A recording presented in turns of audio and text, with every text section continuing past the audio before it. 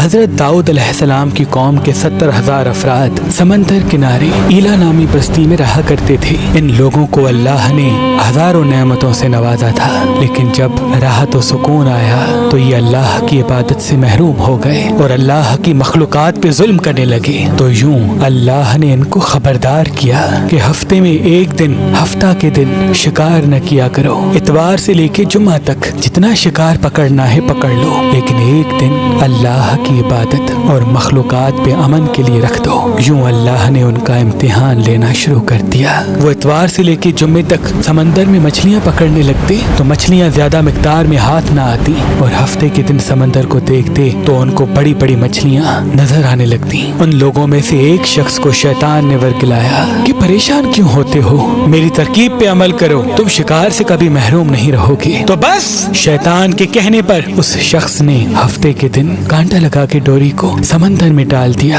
تاکہ مچھلی پھنسے، اور شیطان نے کہا اس مچھلی کو تم اتوار کے دن نکالنا، اور یوں ہفتے کی حرمت بھی باقی رہے گی اور تمہارا شکار بھی ہو جائے گا۔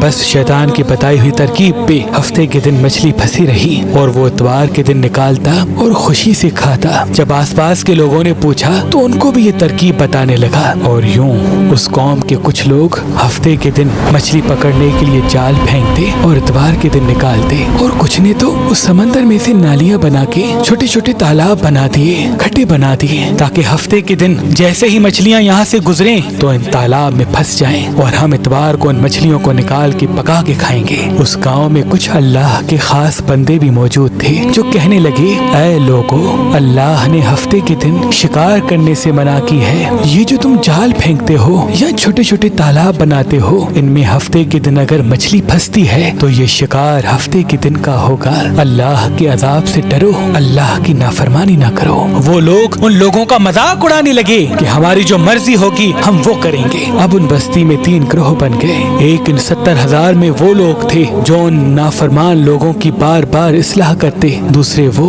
جو ان لوگوں سے نفرت کرتے اور خاموشی اختیار کیے ہوئے تھے، اور تیسرے وہ جو گمراہ ہو کر اللہ کی نافرمانی کر رہے تھے۔ تو یوں نیک بندوں نے اس بستی کے بیچ میں سے دیوار کو کھڑا کر دیا اور یہ حکم نافذ کیا کہ اللہ کی نافرمانی کرنے والے اس طرف ہو جائیں اور ہم جو اللہ کے فرما بردار ہیں وہ اس طرف رہیں گے۔ وہ صالح لوگ بار بار ان سے کہتے رہے، اے لوگو، اللہ سے ڈرو، قوم سمود، قوم لوط کا جو حشر ہوا اس کو یاد کرو، اللہ کی نافرمانی نہ کرو ورنہ تم پہ بھی کوئی عذاب آئے گا۔ وہ سارے نافرمان جن کی تعداد تقریباً 12,000 تھی، سب ہنستے رہے کہ یہ تو سب کتابی باتیں ہیں، ہم پہ کوئی عذاب نہیں آئے گا۔ بس جیسے ہی وہ گروہ 2 حصوں میں تقسیم ہو گیا، ایک وہ جو اللہ کے فرما بردار بندے دیوار کے اس طرف تھے، اور دوسرے وہ جو نافرمان بندے جو دیوار کے اس طرف تھے۔ وہ نافرمان پوری رات ہنستے رہے، مذاق اڑاتے رہے، اور وہ اللہ کے خاص بندے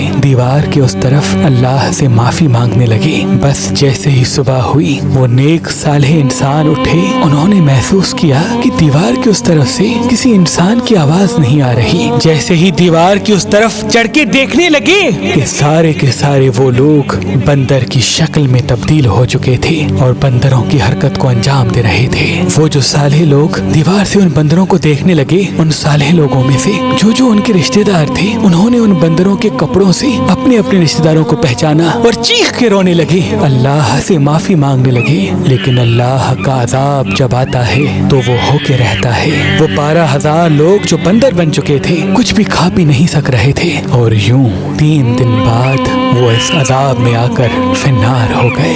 بے شک اللہ ان بندوں کو پسند نہیں کرتا جو اللہ کی نافرمانی کرتے ہیں۔ اے اللہ، ہم سب کو اپنا فرما بردار بندہ بنا، ہم کو ویسا بنا جیسا تو ہمیں دیکھنا چاہتا ہے۔ آمین ثم آمین۔ تو ہمیں دیکھنا چاہتا